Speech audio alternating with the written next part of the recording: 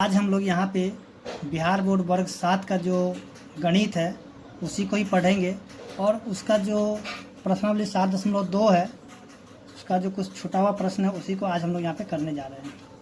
तो जैसा कि हम लोगों ने पिछले वीडियो में प्रश्न संख्या 1 से लेकर के 4 तक कर लिया था, आज हम यहाँ पे देखेंगे प्रश्न संख्या 5 से। तो जैसा कि आप यहाँ पे देखिए प्रश्न संख्या 5 में जो दिया हुआ है, दिए गए चित्र में त्रिभुज ABC में कोण A बराबर 40 है, यानी कोण A बराबर 40 डिग्री है, जैसे कि यहाँ पे 40 डिग्री दिया हुआ है।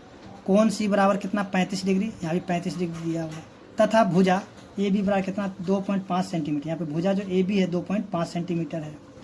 उसके बाद जो DEF में जो है, यानी कि DEF में जो कि दिया हुआ है कोण F 35 डिग्री, यानी कि यहाँ पे कोण F दिया 35 डिग्री, कोण E 105, यहाँ पे कोण E 105 है, एवं भुजा DE बराबर कितना 2.5 सेंटीमीटर।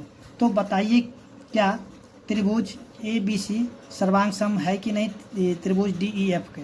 तो देखिए सर्वांग सम के लिए करना क्या होगा कि या तो सभी कोण का माप जो होना चाहिए, यानी कि दोनों त्रिभुज में जो, जैसे कि यहाँ पे 40 है तो ये भी 40 होना चाहिए, ये अगर ये 35 है तो ये भी 35 होना चाहिए, ये 105 है तो ये भी 105 होना चाहिए।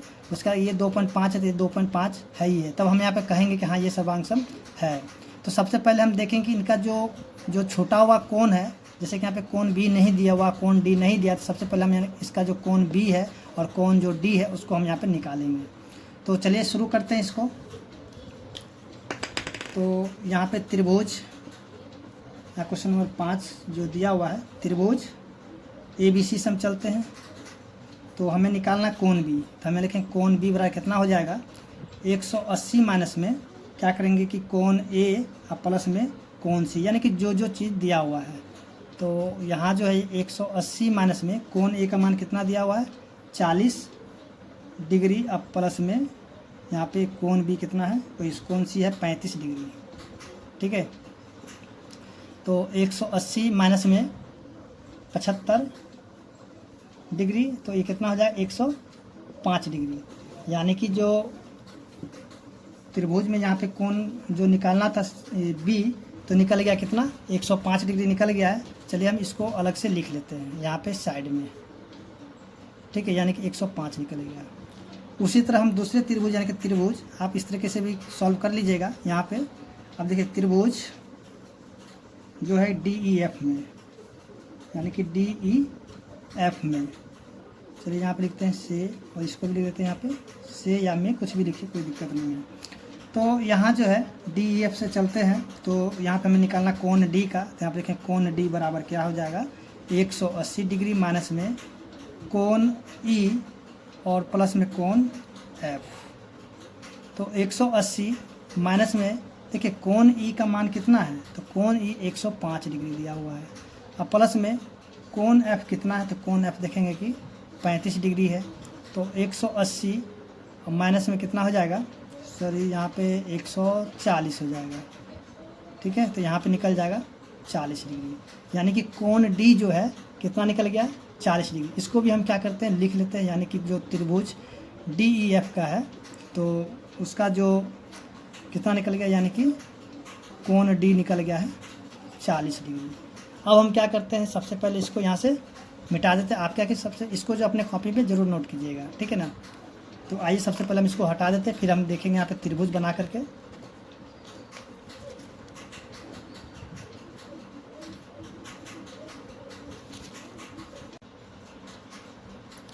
तो अब देखिए यहाँ पे जैसे कि हमने चित्र को बना लिया है, जैसे कि त्रिभुज ABC, ठीक है। यहाँ पे कोण A 40 डिग्री था, उसके यहाँ पे 35 डिग्री था। तो अब देखिए यहाँ पे B जो है नहीं दिया हुआ था, तो हमने क्या किया था, अभी जो B को निकाला था 105 डिग्री, तो हम यहाँ पे 105 डिग्री लिख देंगे।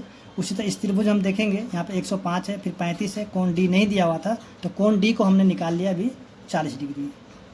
तो अब यहाँ पे हमें बताना है, यहाँ बोल रहा क्वेश्चन क्या जो त्रिभुज जो है ABC की सर्वांग सम है या नहीं, यानी कि त्रिभुज DEF, यानी कि त्रिभुज ABC सर्वांग सम त्रिभुज DEF के है या फिर नहीं है। तो हम यहाँ पे देखेंगे कि देखिए अभी जो है जैसे कि सर्वांग सम का जो प्रॉपर्टीज होता है कि देखिए जितने भी यानी कि कौन कौन समान होना चाहिए देखेंगे यहाँ पे कि देखिए 2.5 यानी कि ये वाला भुजा इस भुजा के बराबर है, फिर ये वाला कोण इस कोण के बराबर है, फिर ये वाला कोण इस कोण के बराबर है, फिर यहाँ पे जो कोण 35 है तो फिर ये यहाँ पे भी कोण 35 है, यानी कि ये जो है इनका सभी जो है यानी कि मिल रहा है। तो हम कह सकते हैं कि हाँ ये जो क्या कहता है त्रिभुज है, यानी कि त्रिभुज ABC जो है त्रिभुज DEF के सर्वांग सम होगा। ठीक है, यहाँ पे हम आंसर में क्या लिख सकते हैं, हाँ होगा। ठीक है, अब यहाँ पे किस कंडीशन से होगा, तो यहाँ पे देखिए ये जो है यहाँ पे दो कंडीशन भी, यानी ये जो है सर्वांग सम किससे हो जाएगा, जैसे यहाँ पे देखिए कोण है, फिर यहाँ पे भुजा है, फिर कोण है, फिर यहाँ देखिए यहाँ पे कोण है, भुजा है, कोण है, तो यहाँ पे हम लिख सकते हैं कौन किस कंडीशन से होगा, यानी कि कोण यानी कि ASA। ठीक है ना, यहाँ पे ASA।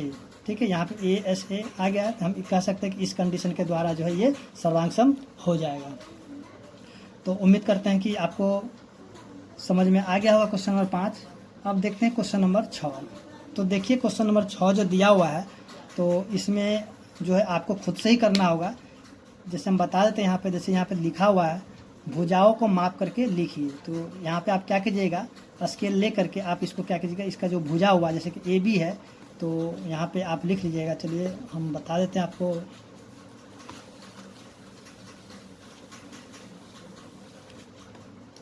तो यहाँ पे जो है क्वेश्चन नंबर 6 के लिए आप क्या कीजिएगा, जैसे कि यहाँ पे त्रिभुज जो भी बना हुआ है तो आप यहाँ पे इसको माप लीजिएगा। जैसे यहाँ पे 80 डिग्री है, उसके यहाँ पे 70 डिग्री है, उसका ये दिया हुआ 30 डिग्री, हो जाएगा AB, ये हो जाएगा C। उसी तरह यहाँ जो दिया हुआ है तो इसको भी क्या कीजिएगा, माप लीजिए PQR 30 डिग्री, 80 डिग्री और ये है 70 डिग्री।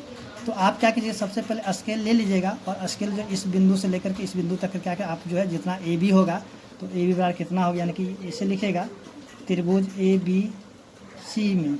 ठीक है, तो यहाँ पे AB कितना होगा, तो आप क्या कीजिएगा स्केल से माप लीजिएगा। मेरे पास स्केल तो अभी है नहीं व्यवस्था, अगर होता तो हम आपको माप करके भी दिखा देते।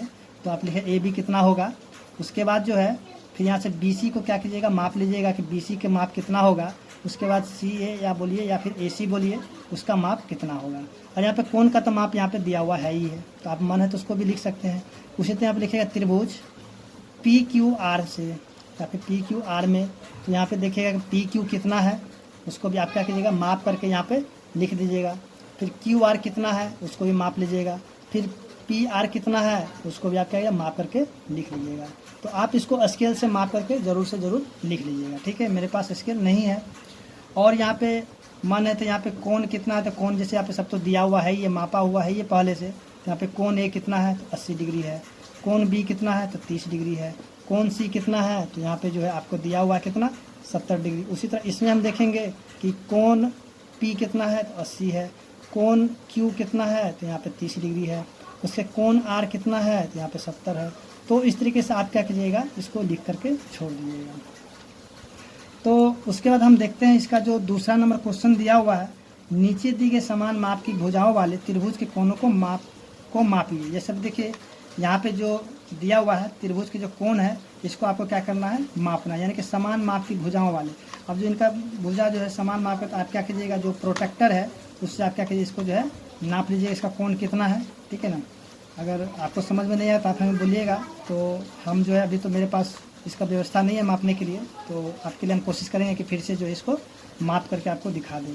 तो आप इसी प्रकार से इसको क्या कीजिए माप लीजिए। जैसे इसमें आपको मापना होगा, यानी कि इसका जो भुजा कितना होगा, फिर इसका कोण कितना है, कोण को ही माप लीजिएगा। ठीक है, तो आइए हम देखते हैं इसका जो क्वेश्चन नंबर 7 है उसको भी हम देखते हैं। क्वेश्चन नंबर 7 जैसे कि यहाँ पे दिया हुआ है क्वेश्चन नंबर 7 में कि नीचे दी गई सर्वांग सम त्रिभुजों के जोड़े पहचान करके लिखें।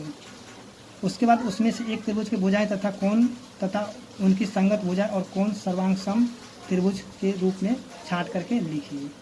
तो देखिए यहाँ पे जो दिया हुआ है कि यानी कि इसका जो संगत भुजा है और जो कोण है इसको छांट करके लिखना है। तो देखते हैं यहाँ पे क्वेश्चन नंबर 7 का जो 1 है, जैसा कि यहाँ पे त्रिभुज को हमने बना लिया है, इसको हम क्या करें यहाँ से अलग अलग, यहाँ से दो त्रिभुज को अलग कर देते हैं। ठीक है, तो चलिए इसको यहाँ से अलग कर दीजिए। तो ये अलग हो गया। यहाँ पे लिख देते हैं ए, यहाँ पे लिख देंगे डी। यहाँ भी है ए और यहाँ भी है डी। यहाँ पे देखिए सी है, तो इसको भी लिखते हैं सी। यहाँ पे है बी। तो देखिए ये वाला भुजा इसके बराबर है और ये वाला जो भुजा है इसके बराबर है। अब देखिए यहाँ पे जो है सर्वांग समय क्या, जब दो जो है फिगर अगर यानी कि एक साथ जुड़ा हुआ रहेगा तो उसमें से जो उसको जब काट करके जब हटा देते हैं तो उसमें जो उभयनिष्ठ होगा, ठीक है, तो उसी को लेना होगा।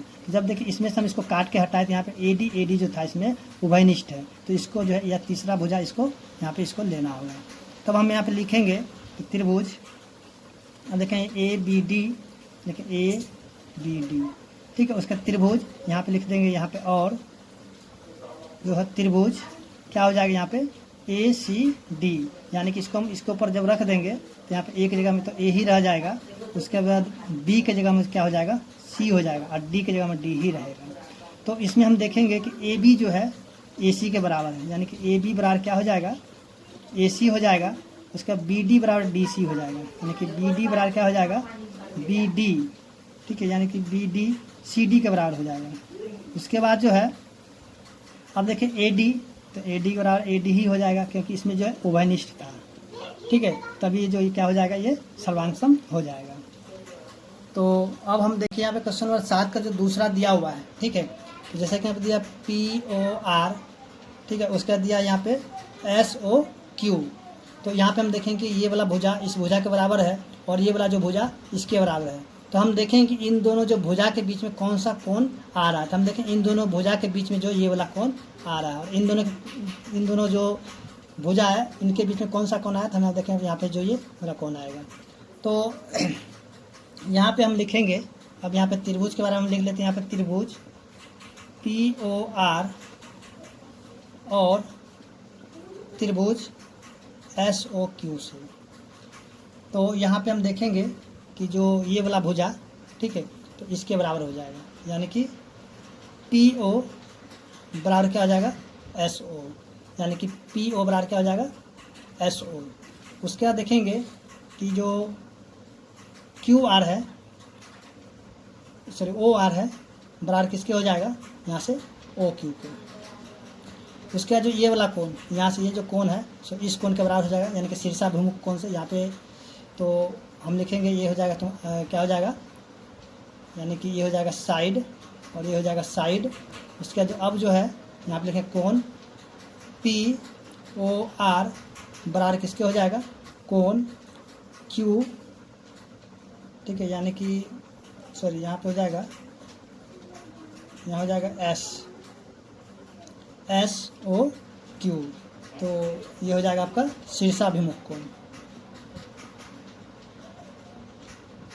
जिसको हम लोग बोलते हैं वर्टिकल अपोजिट एंगल, शीर्षाभिमुख कोण, ठीक है। तब यहाँ पे जो है ये भी क्या हो जाएगा सर्वांग सम हो जाएगा। तो हमें इसको लिखना नहीं था, हमें सिर्फ यहाँ पे जो क्या था कि यहाँ पे जो कोण था और भुजा था उसको छांट करके लिखना था। यहाँ पे हम जो इसको भुजा और कोण को छांट करके लिख दिए हैं। तो आइए हम देखते हैं क्वेश्चन नंबर 8 जो कि दिया हुआ है यहाँ पे 1 नंबर इसका। तो यहाँ पे ये त्रिभुज है, ठीक है, यहाँ पे 8 सेंटीमीटर है, ये पे 3 सेंटीमीटर है और ये कितना है 30 डिग्री। तो आ जाए ए बी सी। उसी तरह यहाँ भी दिया हुआ है, कितना है ये है 100 डिग्री। उसके बाद यहाँ पे दिया 50 डिग्री। तो ये है पी, ये है क्यू और ये है आर। तो यहाँ जो है सो बताना है कि ये जो किस नियम के द्वारा जो है सर्वांग सम है। तो जैसा कि देखिए यहाँ पे 30 दिया हुआ, देखिए ये वाला सर यहाँ पे जो है 8 सेंटीमीटर है और ये भी 3 सेंटीमीटर है। तो यहाँ देखें 8 सेंटीमीटर मिल गया, यानी कि ये वाला भुजा इसके बराबर हो गया और यहाँ पे 3 है तो ये भी 3 है कि ये वाला भुजा इसके बराबर है। तो देखिए ये वाला कोण 30 है, तो यहाँ पे नहीं दिया हुआ, तो हम क्या करें सबसे पहले इस कोण को निकाल लेते हैं। तो कोण आर कितना हो जाएगा, तो 180 माइनस में 100 जोड़ में 50, तो 180 माइनस में कितना आ जाएगा 150, तो यानी कि ये हो जाएगा कितना 30 डिग्री। तो यहाँ पे निकल गया ना ये वाला 30, तो ये जो है किससे सर्वांग सम हो जाएगा, तो ये जो हो जाएगा यानी कि भुजा कोण भुजा से। तो हम लिखेंगे यानी कि भुजा कोण, भुजा से यानी कि SAS, जिसको हम लोग बोलते हैं भुजा कोण भुजा, ठीक है, साइड एंगल साइड से। ठीक उसी तरह हम देखते हैं क्वेश्चन नंबर जो 2 दिया हुआ है, तो इसमें भी बताना है कि ये जो है सर्वांग सम यानी किस नियम के द्वारा होंगे। तो देखिए यहाँ पे 3 है, यहाँ पे 3 यानी कि ये वाला साइड इसके बराबर मिल गया है। उसके बाद जो है यहाँ पे 4 सेंटीमीटर, तो ये 4 सेंटीमीटर है, तो यानी कि ये भी मिल गया है। उसके 2 है तो 2 भी मिल गया है। तो ये किससे हो जाए, यानी कि भुजा भुजा भुजा से क्या हो जाएगा, सर्वांग सम हो जाएगा। तो क्वेश्चन नंबर 2 है तो किससे हो जाएगा, जैसे कि यहाँ पे चलिए इस त्रिभुज को हम लिख लेते हैं।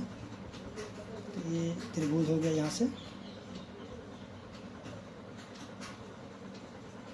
तो ये हो गया 3 सेंटीमीटर, 4 सेंटीमीटर, 2 सेंटीमीटर, 4 सेंटीमीटर, ये हो जाएगा 2 सेंटीमीटर और ये हो जाएगा 3 सेंटीमीटर।